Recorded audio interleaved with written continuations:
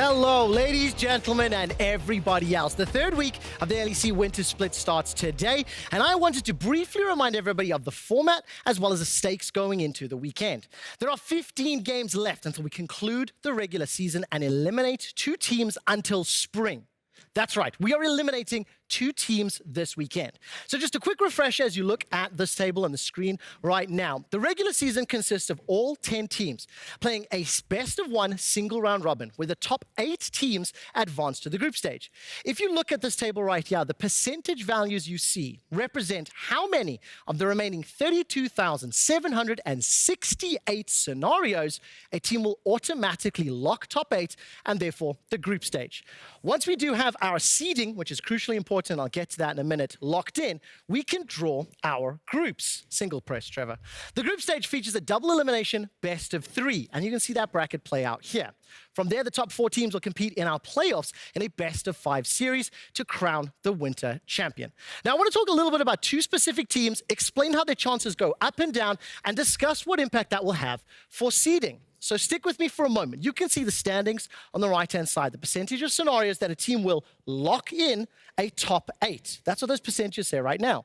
Here on the left-hand side, we've got all 15 games for the week ahead of us. I'm going to start with SK Gaming, who could be competing for a first or second seed in the group stage. You heard me correctly. If I highlight SK picking up a win in game number 1, you'll notice that their percentage lock for top 8 jumps to 100%. So, simple terms for Gulborg over there, if SK win, they lock the group stage. But what about top 2? What world could we be living in where SK Gaming could be chasing for top 2? Let's just assume they win all 3 of their respective games. SK, there we go. And we take a look at SK Gaming. 92% of the remaining scenarios with a 3-0 week puts them in contention for top 2. And to highlight what that means, you get that pool 1 seed. You get to be in your own group. You get to select your opponent from either pool 3 or pool 4. And quick reminder, we will be doing that pool draw at the end of Monday's show. Now, to highlight how scary this can be for someone on the other end of the table, I want to take a look at XL's chances. You'll notice that XL with a record of 1-5 right now have 0% to lock top 2. Let's take a look at the scenarios in which they can lock top 8. 15% right now. If XL win their game, that goes up to 30% of the remaining scenarios. There'll be 16,000 if they win that game. However, if they lose that game, the percentage scenarios where they lock top 8 drops to 2%. What I want to show you, though, is when I click at least a tiebreaker percentage, if you're focusing on XL, it goes from 2% right now to 17.5%. That is because any and all tiebreakers that feature an 8th place tie will have a tiebreaker game. This is a very complex tool. There's a lot of information to talk about, so we will be using this throughout the course of the weekend. Hopefully, I get to play with it a few more times. That's about it for SK and XL, you know, the boring teams. I want to move on to someone a bit more exciting, something a bit more fun. BDS. Can you believe BDS?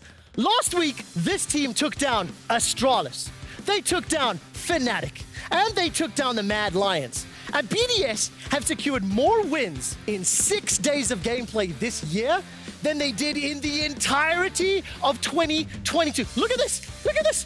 4-2, question mark, question mark, question mark. They may never lose again.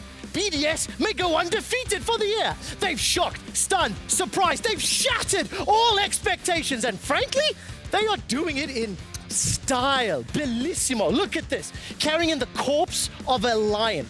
Driving one of the red carpets from the limousine, no less. We've even got a Berlin classic coming up in a moment in the Trabi.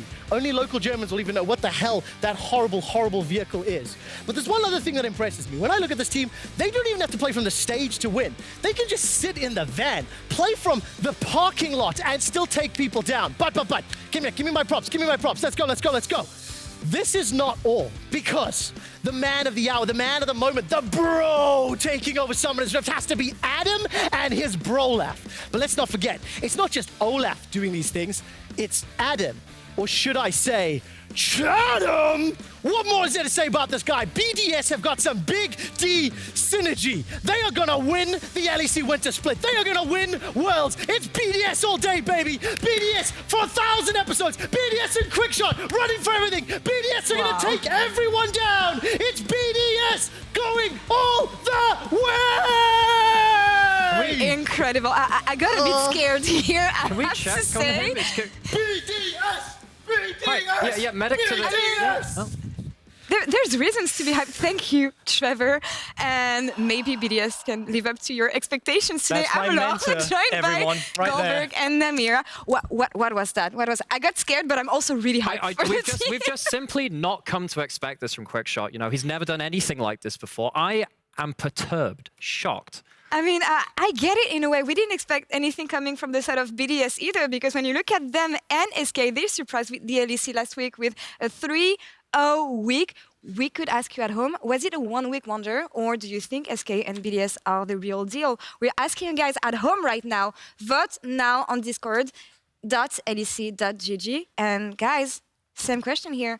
BDS surpassed every expectations we had, I think, coming from the roster. I'm still lost for words, so you'll take it away. Yeah, I'm trying to recover from what I just saw right now. What it boils down to, because there is reason to get excited, because this team has done an awful lot more than pretty much anyone expected of this team. They, in the off-season, in terms of the roster they were building, it felt like they were following a similar blueprints to what they did last year, which didn't work. They tried to keep some ERL synergy together, Syncroft and X-Maddie coming from Karmine Core, and they did the same coming into this year from Sheo and, of course, Adam as well, and Crownie coming in from BDS Academy. And while they were a very good ERL team, we know the harsh step up it is to the LEC, and they've still managed to perform on that stage. That's what's excited me. Definitely. And you guys didn't see that, but Trevor's also a magician. He handed me this photo of Adam while he just ran past me. He got me a BDS fan Okay, I might get a signature of this later from the Adam himself, apparently. But yeah, we have to talk about Adam.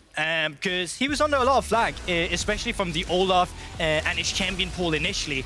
But I would actually argue that it's one of his biggest strengths right now in this split. The meta is absolutely amazing for Atom just due to the fact there's so many bruisers, and not only that, he's delivered. He's been playing amazing on the Olaf. He's been playing amazing on the Darius and done a phenomenal job in terms of EU top laners, who always gets a little bit of flack, actually. And while there may not be an I in team, there isn't Darius, and he's been given a lot of faith in his team to pick these signature picks. I mean, the last time he was in the LEC before this, he was still playing the same champions, but not finding success. Really is testament to the evolution as a player that he's had to go back to the ERLs, go back to the LFL, and then come back to the LEC in full force. Yeah, and with a bit more consistency than last time, maybe, GB. I mean, yeah, a lot of more consistency when you came up a 3-0 week. And as Trevor said himself, you know, that was pretty much all they got in summer just now. So if you just get one more win, they've already surpassed that summer. And you were talking about some of these ERL players as well. I think Crownie really deserves a shot as well. He's really impressed me with the way he's been playing. And I'm not just talking in terms of late game team fights, as we usually see AD carries do. I actually think Crownie has been super intelligent about the ways he plays the lanes already from the first minute mark in the game. And that's something that's really important in this meta, especially one of their Caitlyn and Lux games they've had, where I can just see the idea with the wave management they have. They bounce it back on 3 and they cheese it on the 4th wave where they know they'll just win in a straight up 2v2. So I just have to say, generally, a lot of the individuals are showing up for BDS. What can we say about both the BDS bot lane, but also Crown Shot Nymeria? Because looking at this right now, there's an argument in which he could be one of the best bot laners in the LEC. Okay. Well, you know, we've got the photo material to back it up. I don't know, but like, there are a couple of ways you can view this, right? Because we've seen a couple of our more established bot lanes struggle a little so far, but that doesn't detract from how good Crownie has been, and that is a real linchpin for this team. They like to take the game a little bit slower. The reason that they can do is because they're so solid, 3 players like Crownie, who hasn't given any openings in lane, has been able to stand there very solidly and let the team get to a point where they can fight through skirmishes and team fights, which of course he's been excelling in as well. Looking at what Discord thinks right now about the team, it's 55% yes. I was expecting a bit more, maybe, but some doubters maybe on Discord. I honestly expected that to be higher. Yeah, I was expecting it to be higher also, but let's turn on the side of SK now. Beat Jitsu last week, beat Vitality, beat Koi as well. Remaining schedule, when you look at them right now, is Astralis, Excel, and Fnatic. Again, top 2 contender maybe by the end of the week. I think, well, before last week, obviously, it would have been hard to say that. Yeah. After that, though, a couple of games really put them as contenders in my eyes because, one, they beat G2. It was a good win. They did it through pushing mid lane, Battle Ward in jungle, Marcoon and Certus really taking up a leadership role for their team. But then when they beat Koi as well, they didn't have that same situation. They managed to absorb a lot of pressure through that in the early game and still win. They're not just a one-trick pony team. They're actually showing an awful lot of good fundamentals to carry them through to victories. Yeah, and I mean, if their last week was their road to Mordor to drop in the ring to just pick up that 3-0 week, this week should be a walk in the park. And that's not any disrespect towards the team that they have facing, but the caliber of play they came up with, against the likes of G2 It's as a roadmap well. of whether the Fellowship just took the Eagles. Yeah, It's so easy, honestly. SK took the Eagles indeed. So I genuinely feel like with this schedule coming up, XK had a lot of expectations. And Yeah. these teams are struggling right now, whereas SK did not look like a struggling team at all whatsoever. Actually, last week, they looked like one of the most well put together machines we had in the LEC. And I especially want to talk about the game they played against G2 last week because talking to Exaki, he was looking forward to taking down G2, taking down the biggest teams in the league, and they did not let them snowball, especially when you look at the bot lane here, and this is what you need to do against G2 right now, it feels. Yeah, and I really, for me, did start with Certus and Marcoon controlling it. This is, their sophomore year. They're trying to get over that first-year slump, come in explosively. They've done very, very well at taking up the reins of the direction they want to develop as players and lead through an SK team with actually a lacking amount of experience, but making it stick. And I also just feel like, in general, Marcoon on the Elise is so reminiscent of what we saw him do with the Volibear summer. It's the fact that you have this early game jungler that can play off the lanes that get priority and look for dives. It's not so much the 2v2 in the early game, but Certus still plays a very big part in this team as well. Yeah, because, when you are playing against, say, a team like G2, there are a hell of a lot of players that when you give them that room to move, they're going to be very dangerous. And Cap's first and foremost among that, a very, very creative player, but he doesn't get to do anything when he's permanently under tower. So really a whole coherent performance from the team, starts in the mid jungle, helps out the bot lane, everything starts rolling. And looking at Certus especially, I like the fact that he got his first important win last year playing against Caps, flashing on Akali, of course. But this year he got a bit more consistency and proved that he was not just an OTP and he could play several styles, which is also what I think the bot lane was looking to prove here, because coming into the LEC, Exaki and DOS, I knew them from the LFL. Yeah. Consistency was lacking, but here they surpassed any expectations. I mean, I'm the same as you. I was also having some fun with the LFL last year, and DOS and Exaki, I knew they were good. I didn't realize they were going to be this good. Last week, they were standing up to the likes of Comb and Trimpy, which was the best bot lane we had in Europe last summer. And while that had been a struggling team, it doesn't speak less to the fact that this is a young bot lane coming into the LEC, and they're stepping up. They're not even only matching expectations, they're exceeding them. Any fan votes here? I think there's way more believers on the side of SK than they were on the side of BDS. Which is great to see because, if you think back to last year for SK, both in spring and in summer, you had some rough starts for this team where they'd absolutely drop the ball, lose a load of games back to back, and then eventually become a good team, but it's too late to make playoffs. They've actually hit the ground running this time, which I'm sure those of you that do support SK out there are very much happy to see. This is a great start. Talking about slow and rough start, let's look at the other half of the standings here, because we have 4 teams in immediate danger of elimination, missing out on the first group stage of the new format. We have Fnatic, Koi, Astralis, and Excel. What can we make of this? I'll ask you guys to vote on Discord again, discord.lec.gg, to see which team you will see finish in the bottom 2. And so don't vote for your favorite. Yeah, don't vote for your favorite. Vote for the teams you don't see. Maybe they're your favorites, which is another problem. But let's take a look at Fnatic here, for instance. The roughest end they had to their run was finishing 6th. And I hear there's a chance that they could miss out on playoff. What do you think of the schedule they have ahead of them? Well, Mad Lions definitely had a pretty good start to the season as well. SK, we've already talked about them. And Astralis coming back off some of their own confidence as well. So even though those 3 teams aren't Vitality or G2 or some of the other teams which you kind of expected to be good from the first week or something, that's still a pretty rough schedule. But actually across the board, no one's got an easy job of it. Definitely not. I think the thing with Fnatic specifically as well is that they were always a team that we considered to have a clear style, a way of playing, right? With Upset and Helisang, it was very much just to play from the bottom lane. But with this team so far, I don't know if they've been more experimental or just haven't clicked. I'm actually leaning more towards the latter one, where it just feels like it's a lot of messy plays. It's a lot of teammates that don't really actually go together. We so often talk about support and jungle synergy, and most of the time it's just Razork being found in positions where it just really makes sense. And that's the issue with Fnatic last year. It took them a lot of time to get things in motion. Here with the new format, you have way less forgiving. You need to get it from the get-go. And Koi, G2, and Vitality also on day 1 and 2. It's gonna be hard, I guess, for Koi when you look at the schedule, because if you miss out on the first 2 games, then Astralis can just take you down and put the last 10 in the coffin. They could genuinely be a blue shell here. And I don't know whether you've seen Avatar: The Last Airbender, but you know that scene when like the Koi dies and then like someone's girlfriend becomes the main. Look, okay, I'm not saying the fish is dead, but I am saying that's rough, buddy. Those are some really hard teams to take down. And even with Astralis at this last game, they have to be in that conversation, because even they might get some momentum to take into that last game. And that's the thing. Look at the schedule you have. It's Vitality and G2 and Astralis, and even then Astralis is fighting both Fnatic and Koi, teams they are directly competing with in terms of making it into the group stage. There is a very real world out there where Astralis will knock out Koi or Fnatic if they finally start getting some of their things together, like we saw a little bit of a glimmer of last week when they beat XL. Looking at the result of the fan vote here, it doesn't seem like people believe in either Astralis or XL, which makes sense given what we've seen from the teams. But again, have we seen more from the team they're competing against, Koi and Fnatic? I would not say I mean, I wouldn't really say so either. I think it's so up in the air with the ball right now, and it can really be anyone's games in terms of who comes in with the best preparations and improvements from what we've seen earlier. And particularly when you look at Astralis, they're facing 2 of these other teams, which means that actually it doesn't matter what you've seen so far. You've got to face off against someone who's in direct competition with you as now. That adds up extra heat, that adds up an extra amount of tension.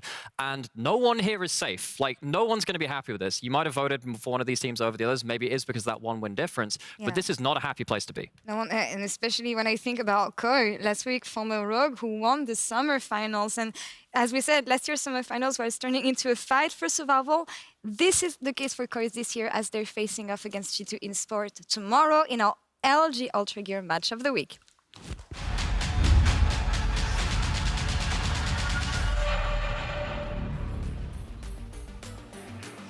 The 2022 Summer Finals featured G2 Esports and Rogue. G2 were the heavy favorites. With 9 titles already, they were expected to make it 10. And then... Trying to take him down, but no, not today, says the Kalista. And back in he goes! What a masterclass in team fighting from Rogue. It's the finals, and maybe we're in Sweden. Give it to Tom. It's a perfect. Moving in with the cataclysm is massive. The flag and drag. G2 are routed in the 3rd game.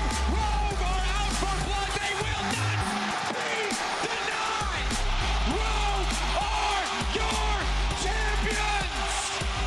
So losing against Rogue in the summer final was quite sad. We kind of hit like a wall, and we weren't able to adapt enough basically and be strong enough to take them down. It was quite surprising. I was kind of shocked. So I definitely had like a feeling that we could free them. And I think that's when we played our peak, we can definitely beat anyone, but we also have very low lows, which we show. This was not something that I was expecting coming into this week. The crazy thing is, going into week 3, 4 or 5 teams are at risk of not advancing to the group stage. And to see a defending champion struggle this much is concerning.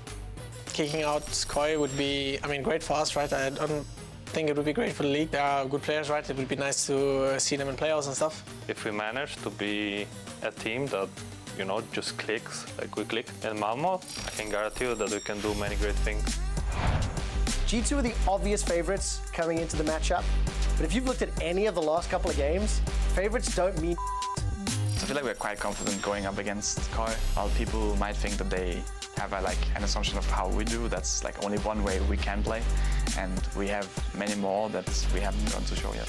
They just go for the end. 5 versus 3. They're going to push for the Nexus turrets. Sub 20 minutes. That team, what's the quickest game we've ever had in the LEC? Another kill secured as Jankos is popped for the 6th time. The Nexus turrets are now being focused as well. Will we get a dancing Rift Herald? I think we might. The Nexus is being focused and at 18 minutes and 40 seconds. G2 dominate Heretics. What I can say though is a team like Koi, I do have faith in their ability to adapt. The question I have is, do they have enough time? And this match of the week will be a great test for the development of the 3 weeks of the regular season. It is indeed going to be a really interesting matchup, especially because it's completely different from the expectations we had coming into the beginning of the season. G2 can drop games to anyone, but I feel like they've been performing really good so far. But Koi, on the other side, from summer champions, again, to what we see right now, it's fall from grace. You can't view this as anything but an uphill battle for Koi. We know they have the potential. We know that this team, even in summer last year, had some time to figure things out. They needed that time to figure things out. It only really came together at Malmö, actually, as they were saying. Exactly. But you don't have a crowd. You don't have an arena to, well, rather, you don't have an arena crowd. You got a crowd. Like, you don't have the same kind of crazy kind of roadshow experience to try and get the adrenaline pumping and try and figure something out and bridge over the cracks. This is going to be a very difficult game for our defending champion. Exactly, and like for the defending champions, that this is the kind of hurdle that you're going to have to overcome, more in terms of actually just preserving a new road for you where you can actually look forward. Because if you can fix your issues and you beat a team like G2, I don't feel like you have to be worried. But the perspective from the G2 side is just that it's not just about getting revenge from where they fell out in the title last summer.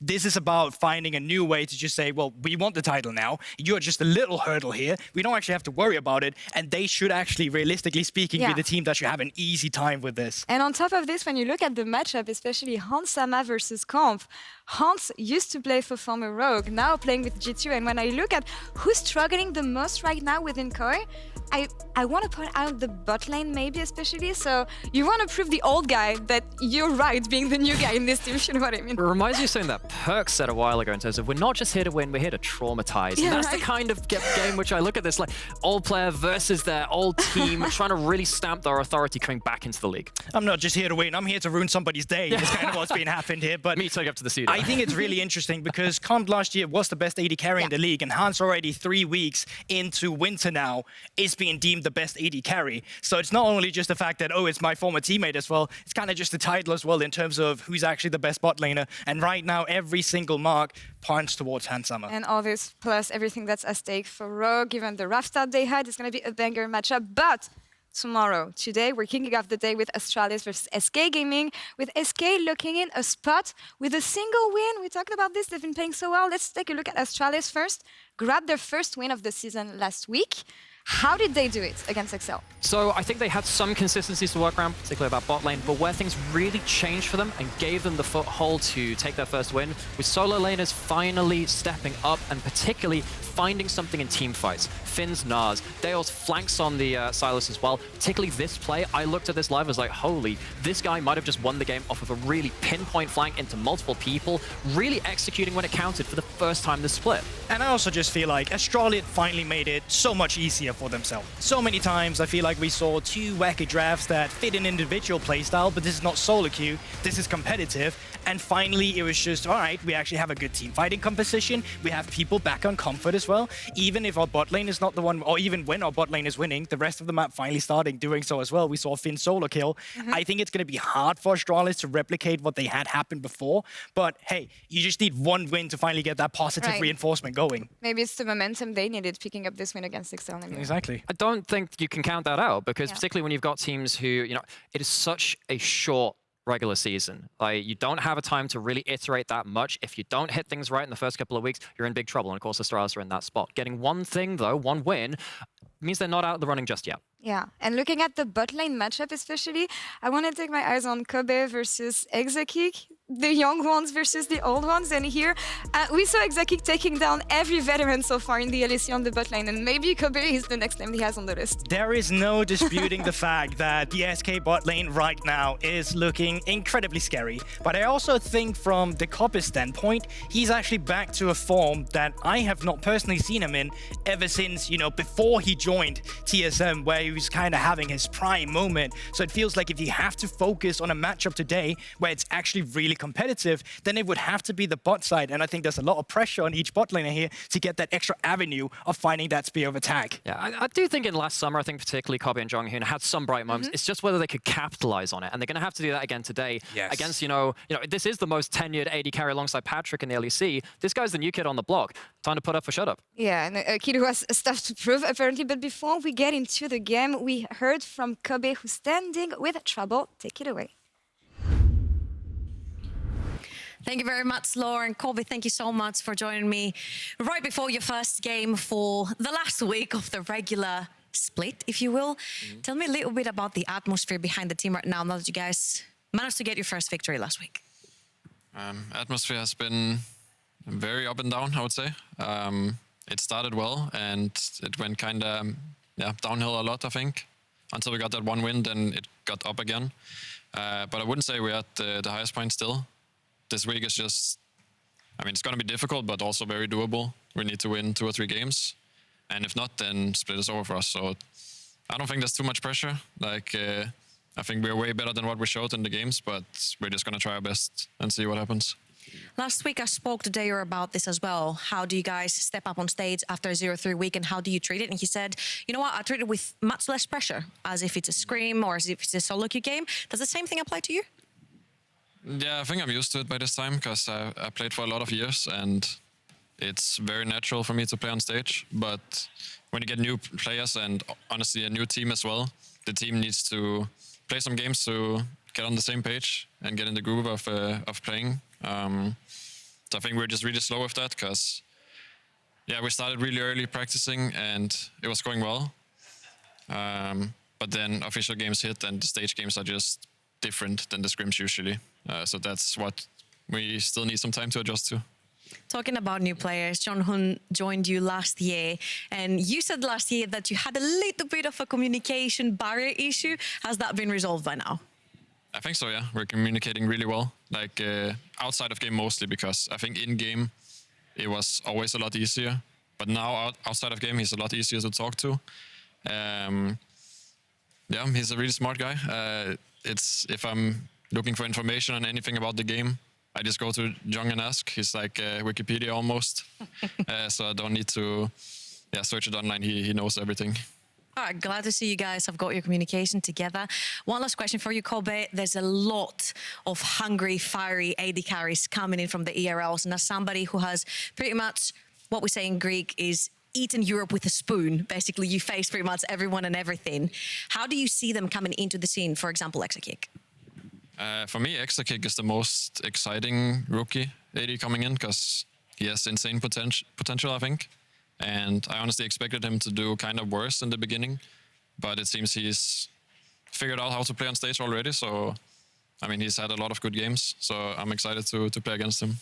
Well, I wish you good luck for game 1. Thank you so much for joining me before your game. Over to you guys on the cast desk. Dagda and Quickshot, take it away. Thank you.